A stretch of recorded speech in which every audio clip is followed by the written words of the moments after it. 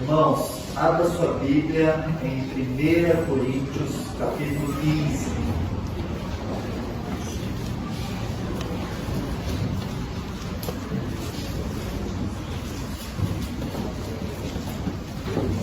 Os irmãos podem se assentar, porque nós vamos fazer uma leitura bem demorada e a gente vai olhando as passagens ao mesmo tempo que a gente vai refletir. Lá na igreja de Corinto, a igreja de Corinto foi a igreja que mais deu trabalho para o apóstolo Paulo. Havia muitos problemas nesta igreja. Por exemplo, havia grupinhos na igreja. Uns diziam, eu sou de Paulo. O outro grupinho dizia, e nós somos de Apolo. O outro grupinho dizia, nós somos de Cefas. O outro grupinho dizia, nós somos de Jesus. Então, pelo menos tinha 4 grupinhos na igreja. Paulo tinha que tratar esse tema com esses irmãos. Havia na igreja também um problema de fornicação tão sério, tão feio, que era o caso de um rapaz tendo um relacionamento íntimo com a esposa do pai, que logicamente não era a sua mãe. Mas toda a igreja sabia disso e ninguém falava nada, aparentemente. Ao ponto que Paulo, de longe, tem que escrever essa carta para eles resolverem aquele problema. Paulo diz, entrega para Satanás esse homem, ou seja, expulsa da igreja, porque está dando péssimo testemunho. Tinha também o problema de alguns que se consideravam fortes teologicamente, que por ter, talvez possivelmente por ter um entendimento de que os deuses gregos não são nada, afinal de contas nem existem, então eles não viam problema nenhum de ir comer alimentos sacrificados aos deuses nos tempos pagãos. Porém, ao fazer isso, eles estavam trazendo uma pedra de tropeço para aqueles que não tinham esse entendimento todo. Estavam trazendo ali uma possibilidade de idolatria para toda a igreja. Então, Paulo também tem que tratar desse problema. Tinha problema a respeito dos dons espirituais. Havia, irmãos, competição para ver quem era mais espiritual na igreja. Então é por isso que ele tem que escrever lá, quando você lê lá nos capítulos 12, 13, 14, 15, quando ele entra nesse tema aí de dons espirituais, e ele fala, sem o amor, eu nada seria.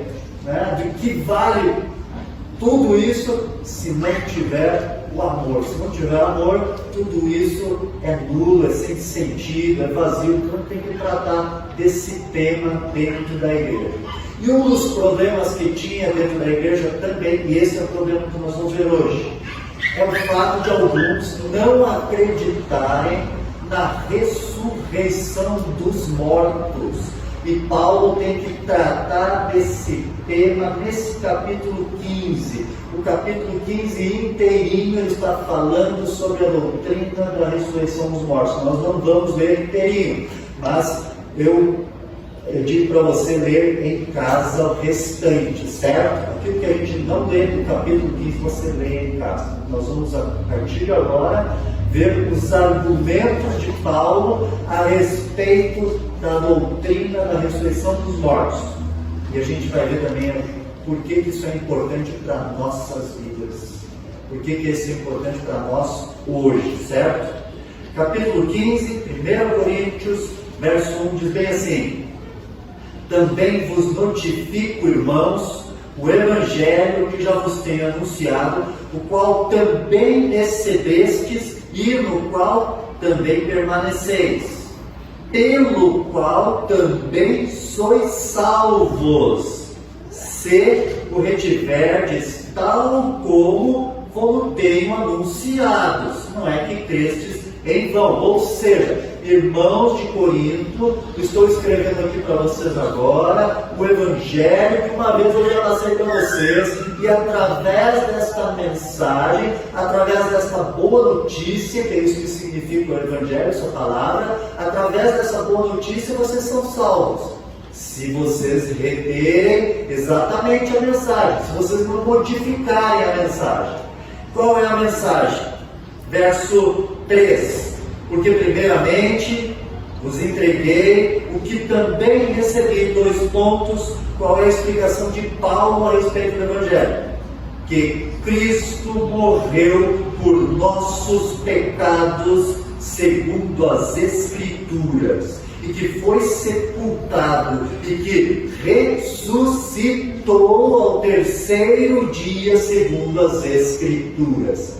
Irmãos, a mensagem do Evangelho, ela começa com uma notícia ruim. Quando você for dar o Evangelho para alguém, por que por uma notícia ruim? Porque veja bem naquela frase, que Cristo morreu por nossos pecados. Tem uma implicação aí. Qual é a implicação? Nós temos pecado. Então, quando você vai dar o Evangelho, você precisa mostrar para aquela pessoa que ela é uma pecadora. Atenção, todos vocês são pecadores. E por que nós todos, e eu também, por que nós todos somos pecadores? Atenção, eu vou dizer por que não.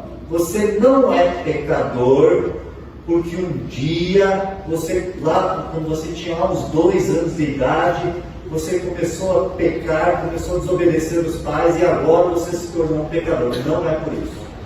Você é um pecador porque você nasceu assim.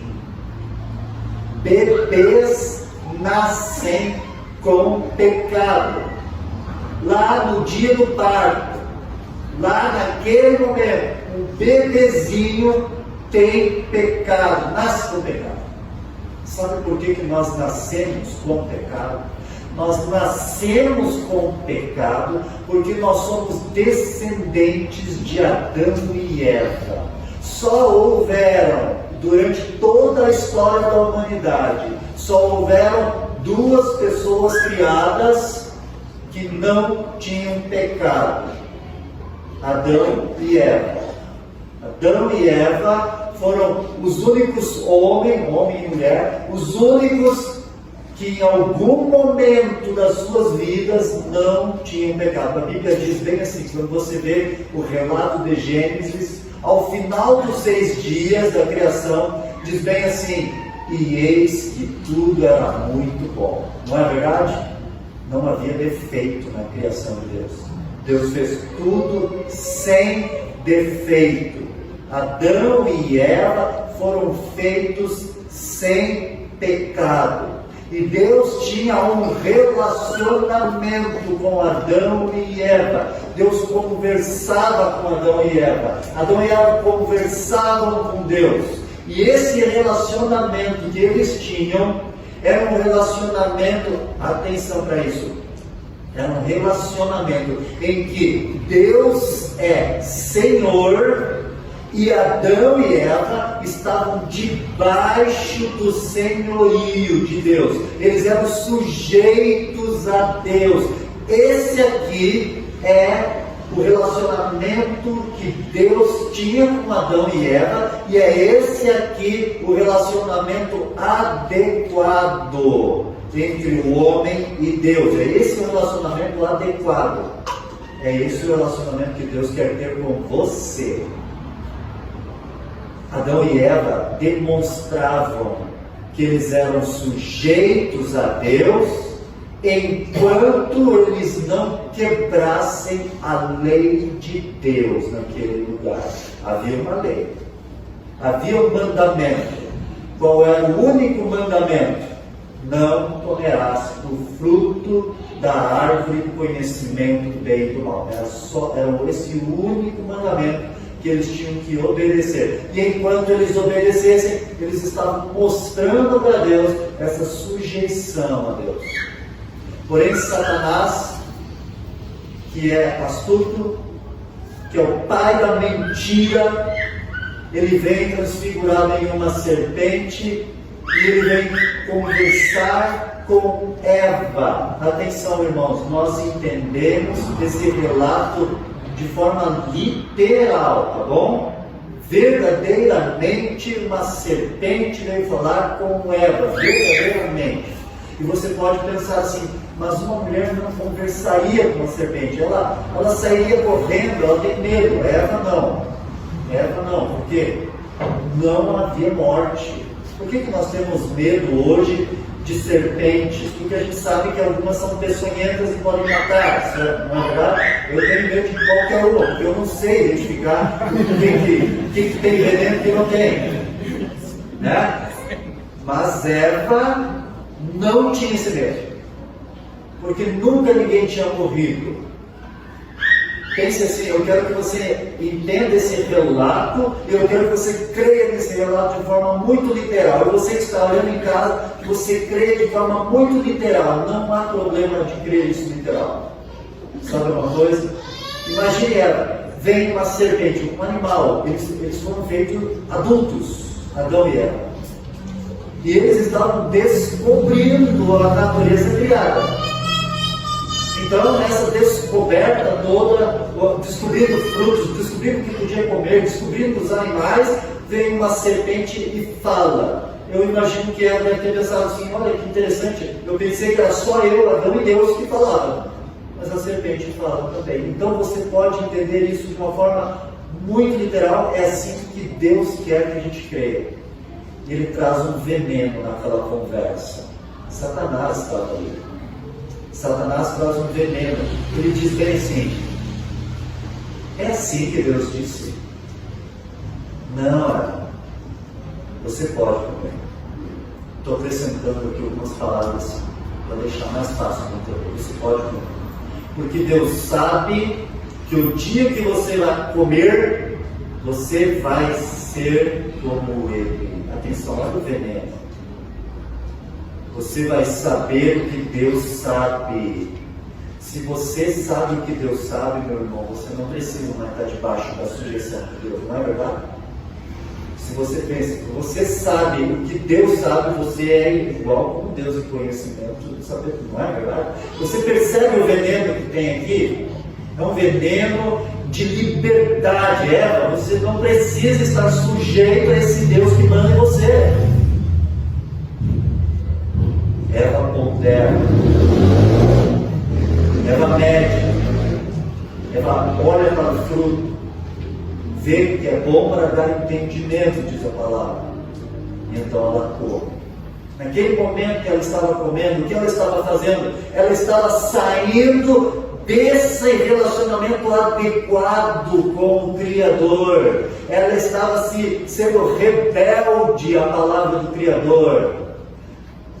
Comendo, desobedecendo a lei de Deus, quebrando a lei de Deus. Era isso que ela estava fazendo naquele momento. Ao oferecer para Adão, e Adão aceitando, ele também. Ele quebra a lei de Deus. E o pecado entra no mundo. Uma novidade entra no mundo. Uma coisa que não foi criada por Deus.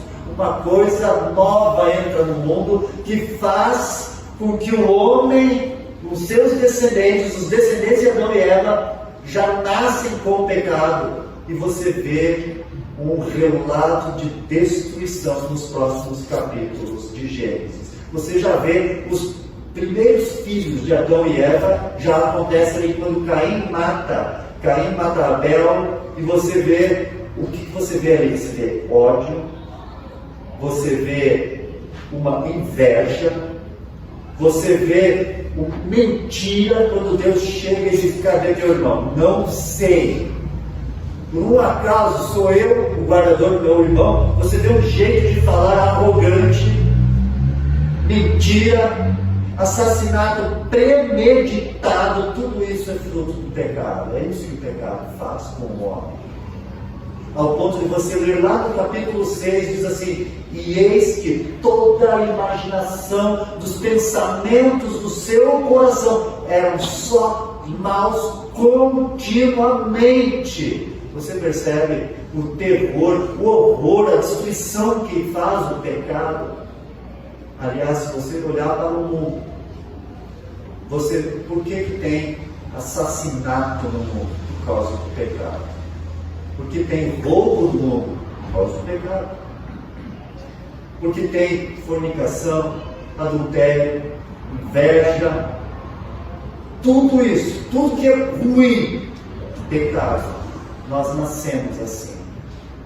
Então, no relato de Paulo, sobre o que é o Evangelho, que Cristo morreu por nossos pecados. Meu irmão, você que está em casa, e você que talvez ainda não conhece a Cristo como Salvador, você merece ir para o inferno. Sabe uma coisa? Se Deus enviasse todos nós, toda a humanidade, se Deus enviasse os 8 bilhões de pessoas aproximadamente que deve ter no planeta hoje, se Deus enviasse essas pessoas inteirinhas para o inferno, ele seria justo. Ele não estaria fazendo nada errado, porque é o que a gente merece. Você merece ir para o inferno. Você que está em casa assistindo, merece o inferno. Eu mereço queimar no inferno. Nós nascemos com pecado. Nós já nascemos afastados de Deus, e é por isso que o Evangelho deve ser pregado para toda criatura, porque toda criatura já nasce afastada de Deus. Só que a boa notícia, essa é a má notícia, a boa notícia é que Cristo morreu pelos nossos pecados. Amém. Cristo morreu no meu lugar. Cristo morreu no teu lugar. Sabe o que isso significa? Significa assim, olha, faz de conta que cada palavra que está escrita aqui nesse livro, certo? Faz de conta que não fossem que não é a palavra de Deus, mas faz de conta que são os meus pecados escritos aqui. Faz de conta que são os meus pecados escritos aqui. Faz de conta que eu estou diante do tribunal de Deus, vendo os meus pecados. Os meus pecados sendo mostrados ali diante de um tribunal. Faz de conta que Deus está assim, dia 5 de janeiro de 2020. Pecado, mentira, corrupção. 6 de janeiro de 2020. Pecado. 7 de janeiro de 2020. Pecado. 8 de janeiro de 2020. Pecado, mentira, corrupção. 9 de janeiro de 2020. Pecado, mentira, corrupção, pensamentos ruins. 10 de janeiro. Você percebe? Você percebe a gravidade? Imagine isso. Aqui está o peso do meu pecado. Peso do meu pecado. Ele precisa ser punido, porque Deus é justo. Meu pecado precisa ser punido. Deus é justo, Ele não pode deixar isso impune. Não dá. Não tem como deixar isso impune. Então, a boa notícia vem. Que Cristo, que não tem pecados, morreu pelos nossos pecados. É o meu pecado, Ivânio, Cristo é o meu pecado em Cristo. Ele levando a punição do meu pecado naquele dia lá na cruz. O Cordeiro de Deus que tira o pecado do mundo. Foi levado ao matador, como uma ovelha muda diante dos seus tosqueadores. Ele não abriu sua boca. Era o meu pecado naquele dia. É isso que Paulo está dizendo. Que Cristo morreu pelos nossos pecados segundo as Escrituras.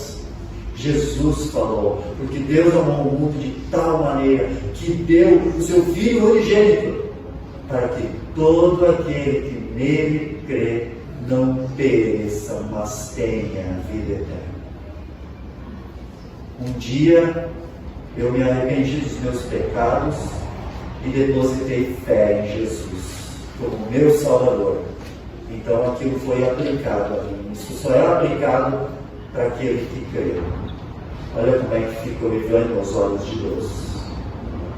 O Ivânio aos olhos de Deus, alvo mais que a neve. Um dia, o Ivânio e também todo aquele que creu em Jesus como seu Salvador, todo aquele que recebeu a Cristo, que é arrependido dos pecados, recebeu a Cristo como Senhor e Salvador, vai estar no céu vestindo roupas brancas, porque Deus não se lembrará mais dos seus pecados. Algo mais que a neve, mas o meu pecado foi punido. Mas não fui eu que paguei, foi Jesus no meu lugar. E ele diz assim, segundo as Escrituras, quando você estiver lendo o Novo Testamento, e aparecer essa frase, segundo as Escrituras, ele quer dizer que lá no Antigo Testamento estava escrito. Lá no Antigo Testamento estava profetizado. E era exatamente como muitas passagens, uma delas muito conhecida, é a de Isaías, que diz, Isaías 53, que diz que ele foi levado ao matadouro como uma ovelha muda diante dos seus tosqueadores, ele não abriu a sua boca. Mas as nossas iniquidades estavam sobre ele. Era a minha iniquidade sobre ele. Então, Paulo diz assim, e que foi sepultado, e que ressuscitou ao terceiro dia. Jesus não ficou no sepulcro. Jesus venceu a morte, ele ressuscitou dos mortos. Nós vimos aqui, ele deu esse primeiro argumento, segundo as Escrituras. O segundo argumento são das testemunhas oculares. Ele diz assim, verso 5, e que foi visto por Cefas e depois pelos 12. Depois foi visto uma vez por mais de 500 irmãos. Atenção! Mais de 500 pessoas viram com seus olhos Jesus ressurreto, e dos quais vive ainda a maior parte, mas alguns já dormem também, ou seja, alguns desses 500 irmãos já morreram. Depois foi visto por Tiago, depois por todos os apóstolos, e por derradeiro de todos, me apareceu também a mim, como a um nascido fora do tempo. Esse é Paulo. Vocês lembram como é que foi que Jesus apareceu para ele naquele dia, a caminho de Damasco, com cartas para perseguir cristãos? De repente uma luz forte aparece, brilhante, cega ele, derruba ele no chão, e ele diz, Saulo, Saulo, por que me persegues? Saulo disse, quem és, Senhor? Sou eu, Jesus, a quem tu persegues. Ele fala assim, Saulo, que queres que eu faça? Ele reconhece ali Jesus como seu Senhor. Ele creu, ele foi salvo. Jesus apareceu para ele ali como um fora do tempo. Ele foi o último dos apóstolos a ser chamado por Deus. E daí ele diz assim, no verso 9, porque eu sou o menor dos apóstolos, que não sou digno de ser chamado apóstolo, pois que persegui a igreja de Deus, mas pela graça de Deus sou o que sou. E a sua graça para comigo não foi vã, antes trabalhei muito mais do que todos eles. Sim, o apóstolo Paulo foi o maior escritor do Novo Testamento, viajou, plantou igrejas, ele foi verdadeiramente mais trabalhador do que todos os outros apóstolos. Mas ele dá a glória a Deus. Ele diz assim, todavia não eu, mas a graça de Deus que está comigo. Então, ou seja eu, ou sejam eles, assim pregamos, irmãos de Corinto. É assim que a gente tem pregado para vocês. E assim haveis crido. Ora, se prega que Cristo ressuscitou dentre os mortos, como dizem alguns dentre vós que não há ressurreição dos mortos, esse é o verso-chave que nos mostra que lá dentro da igreja haviam alguns que não acreditavam na ressurreição dos mortos. E eles não apenas não acreditavam, mas eles também estavam espalhando isso para a igreja, a ponto de Paulo, de longe, ter que escrever tratando desse problema. Então, verso 13: e se não há ressurreição de mortos, também Cristo não ressuscitou. Irmãos, marque aqui, deixe marcado, e vá bem rapidinho lá em Apocalipse 1, versos 17 e 18. Olha o que o apóstolo João, que foi quem Deus usou para escrever o Apocalipse, olha o que ele diz.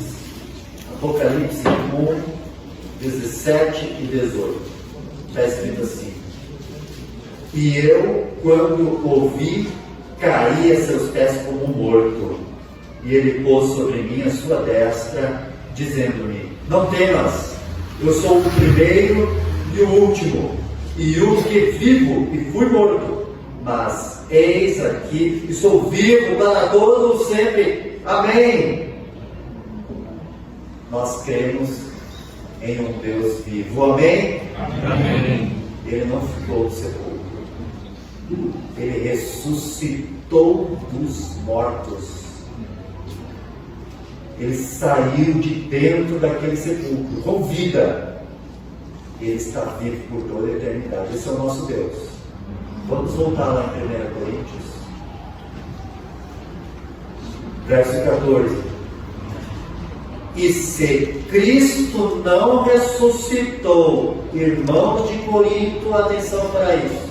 Atenção, irmãos de Campo Grande. Se Cristo não ressuscitou, logo é vã a nossa pregação e também é vã a vossa fé. A pregação dos apóstolos é vã. É isso que Paulo está dizendo. Se Jesus não ressuscitou, a nossa pregação dos apóstolos é vazia. E a fé de vocês, irmãos de Corinto e irmãos de Campo Grande, é vazia também. Ele vai explicar por quê.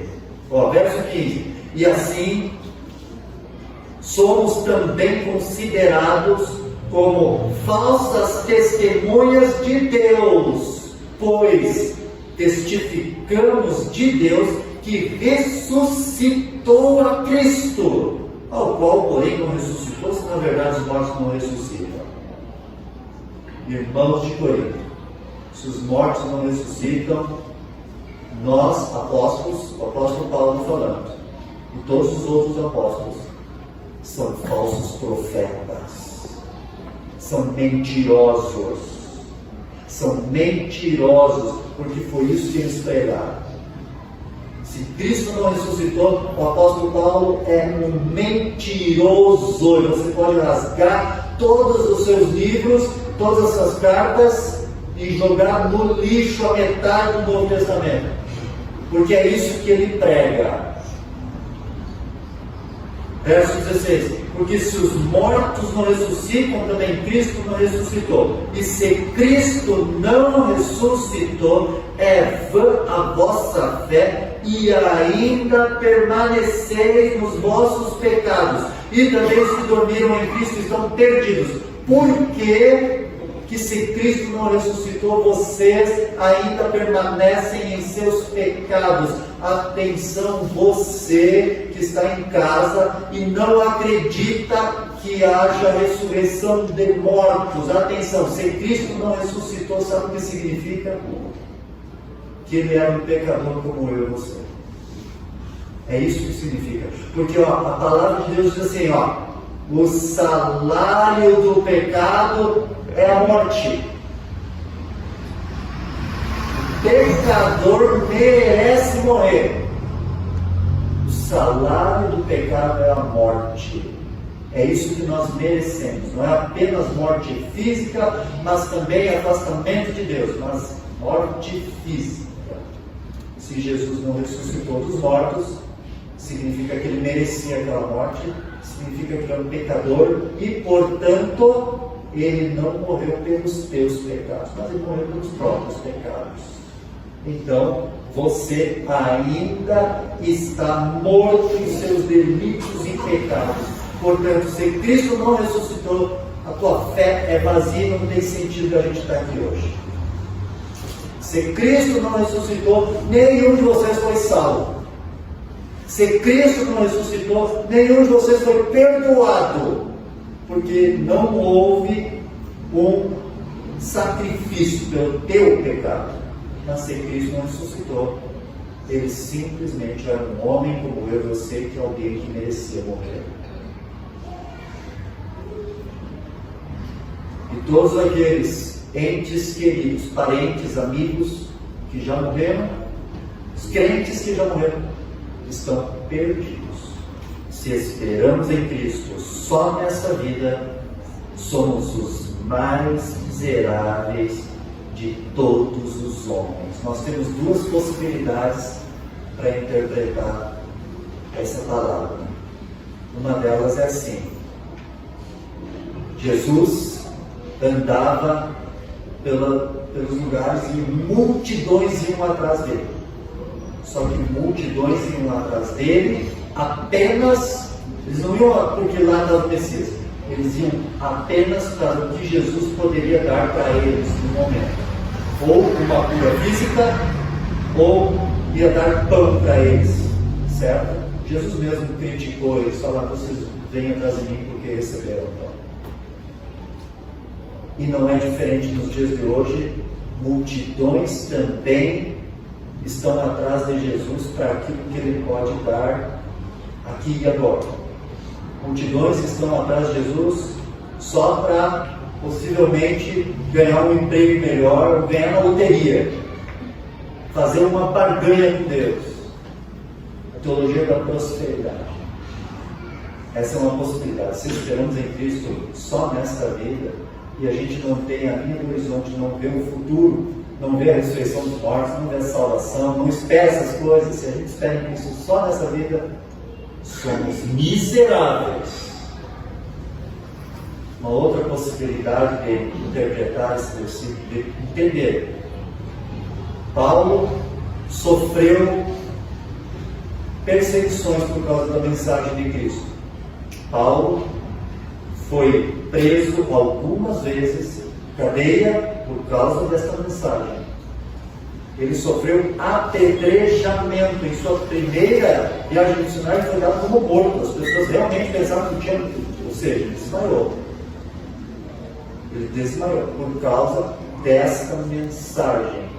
O apóstolo Paulo foi expulso de cidades por causa desta mensagem. 5 quarentenas de açoite, menos um ele levou, se eu não errei o número, por causa desta mensagem. Ora, agora veja bem, é uma tentativa de interpretar esse versículo. Se esperamos em Cristo só nessa vida, Paulo e outros que sofreram por causa dessa mensagem, que seria uma mentira, são os mais miseráveis de todos os homens, pois eles estão sofrendo por uma mentira, uma mensagem que é mentirosa. Percebe? Essas são as duas possibilidades. Olha só. Mas de fato, verso 20, Cristo ressuscitou dentre os mortos e foi feito as primícias dos que dormem. Porque, assim como a morte veio por um homem, também a ressurreição dos mortos veio por um homem.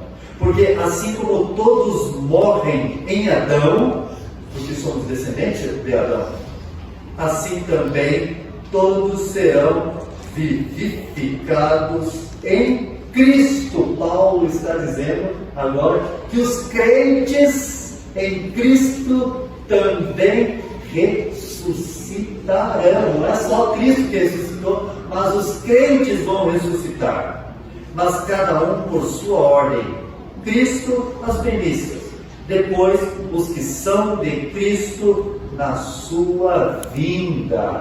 Meus irmãos, abra lá em 1 Tessalonicenses, onde o apóstolo vai dar os detalhes dessa ressurreição. 1 Tessalonicenses 4, verso 13 a 18.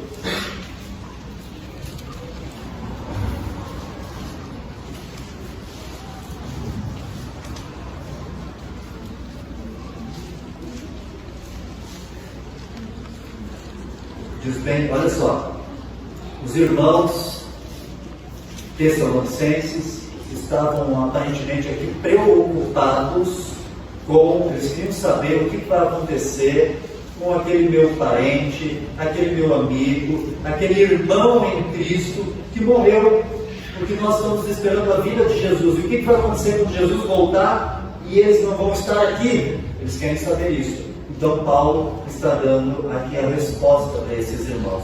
Ele diz bem assim, verso 13, 1 Tessalonicenses 4, 13. Não quero, porém, irmãos, que sejais ignorantes acerca dos que já dormem, ou seja, daqueles que morreram. Porque, para que não vos entristeçais, como os demais, que não têm esperança. Porque se cremos que Jesus morreu e ressuscitou, assim também aos que em Jesus dormem, Deus os tornará a trazer com Ele. Os que em Jesus dormem são aqueles crentes queridos, aqueles que você deve sentir saudade, um filho, ou um pai, um tio, um avô, que já veio a morrer, mas era crente. Paulo quer consolar você. Paulo quer trazer um consolo para os irmãos tessalonicenses e para você também. Deus os tornará a trazer com Ele. Dizemos-vos, pois, isso pela palavra do Senhor, que nós, os que ficarmos vivos para a vinda do Senhor, ou seja, naquele dia, no dia que Jesus voltar, quando Jesus voltar, nós, os que estivermos vivos naquele dia, os crentes que estiverem vivos naquele dia, nós não precederemos os que dormem. Ou seja, irmãos tessalonicenses e aqui irmãos de Campo Grande, não fiquem preocupados, porque se Jesus voltasse hoje, nós não iríamos encontrar com Ele sem aqueles crentes queridos que já morreram. Nós não vamos na frente deles. O que vai acontecer? Verso 16. Porque o mesmo Senhor descerá do céu com alarido e com voz de arcanjo e com a trombeta de Deus. E os que morreram em Cristo ressuscitarão primeiro. Depois nós, os que ficarmos vivos, seremos arrebatados juntamente com eles nas nuvens, e a encontrar o Senhor nos ares, e assim estaremos sempre com o Senhor. Então eu quero que você entenda esse detalhe aqui, que é muito importante para você. Você precisa saber disso. O crente vai ressuscitar dos mortos. É muito importante isso. A Bíblia não ensina reencarnação ou qualquer outra ideia diferente de ressurreição dos mortos. É isso que a Bíblia ensina. Ressuscitar, assim como Jesus ressuscitou, você vai ressuscitar. E naquele dia especial, os crentes vão ressuscitar, e os que estiverem vivos vão ser transformados num corpo novo, sem pecado, e vão subir aos ares para encontrar o Senhor Jesus. E Paulo diz bem assim no verso 18: portanto, consolai-vos uns aos outros com essas palavras. É um consolo, meus irmãos. É um consolo. Eu quero dizer uma coisa para você. Não é um consolo apenas para você que perdeu alguma pessoa querida, mas é um consolo para o cristão que está doente. Olha só, imagine o cristão que perdeu a visão. Cristãos perderam a visão, não enxergam mais. Ou então imagine o cristão que não caminha mais.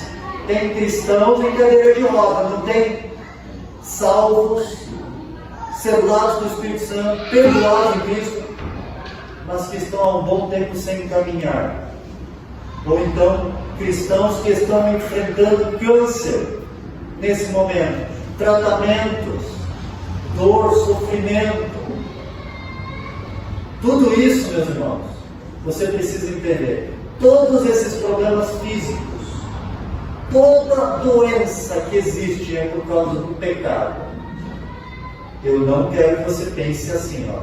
Atenção, eu vou dizer o que eu não estou dizendo. Eu não estou dizendo que se você pecar, você vai ficar doente.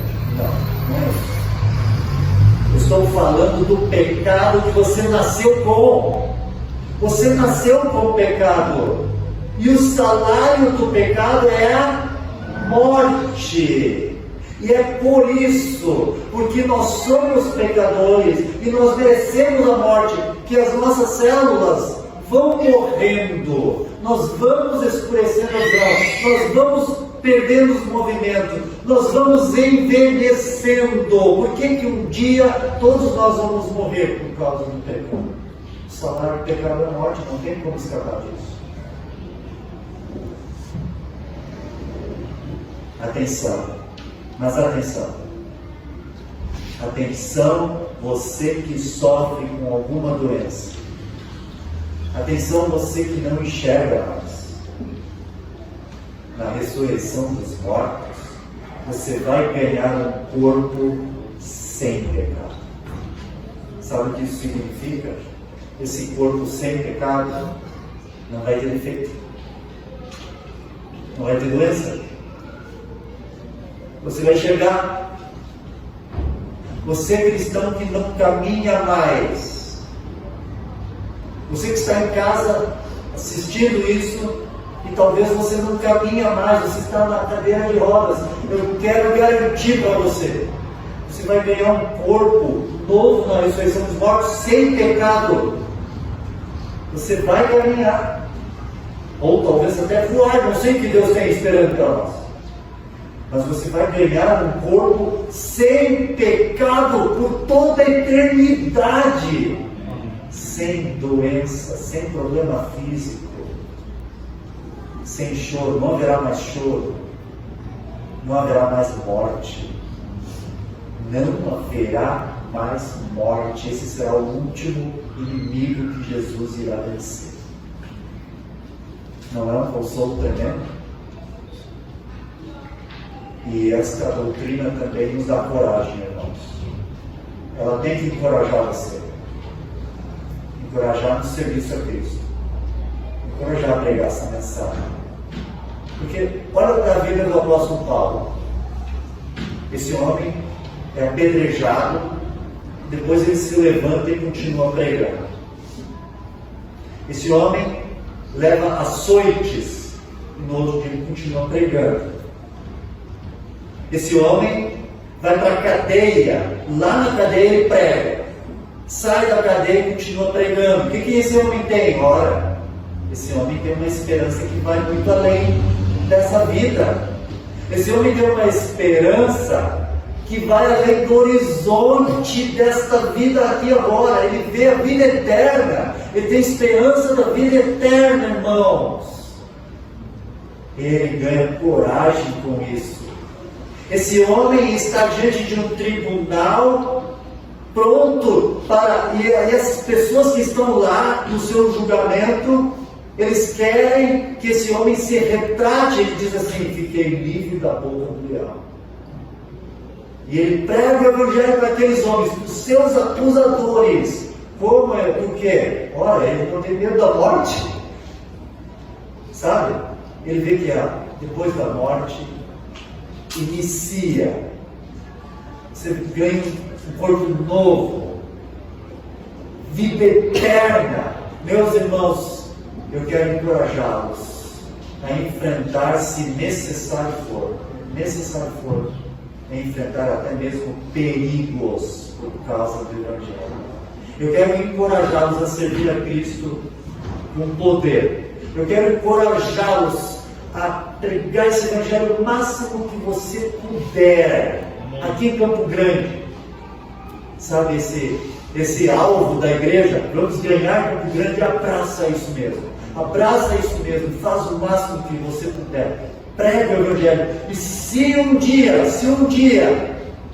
o nosso país ficar perigoso para você, se um dia os governos forem perseguir cristãos e você for um desses perseguidos, irmãos, lembra de Paulo, lembra da ressurreição dos mortos. Isso vai encorajar você naquele momento, porque se nós esperamos em Cristo só nessa vida, nós somos os mais miseráveis de todos os homens. Vamos terminar orando?